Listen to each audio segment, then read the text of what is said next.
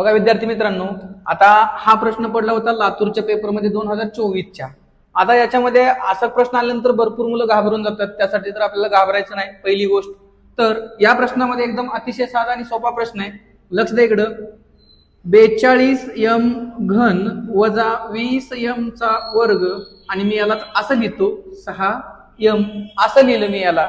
आता याच्यातून काय करा मित्रांनो, दोन काय करा, कॉमन काढा. 2m काय करायचं, कॉमन काढायचं. याच्यातून जर 2m कॉमन काढले मी, ठीक आहे, म्हणजे 2m म्हणजे काय करायचं, त्याला 2m ने काय करायचं, भाग द्यायचा. मग किती राहिलं इथं आतमध्ये कंसामध्ये 21m चा वर्ग वजा याला पण 2m न भागलं तर काय होणार आहे, 20 ला 2 न भागलं किती आलं 10 आणि m वर्गला जर m न भागलं तर राहिलं काय, फक्त m.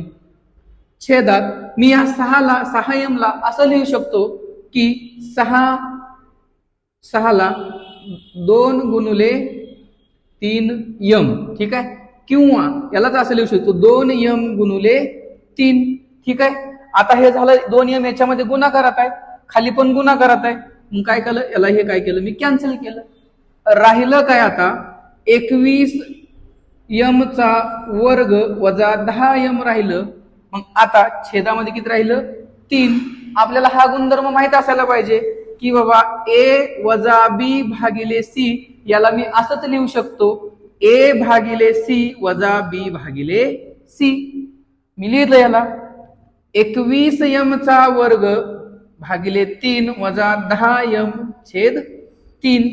3 एके 3, 3 7 21. राहिलं काय मित्रांनो, 7m वर्ग वजा 10 छेद 3m असं लिहू शकतो. आणि हा आपला ऑप्शन क्रमांक आहे क्वेश्चन पेपर मध्ये, ठीक आहे. चला.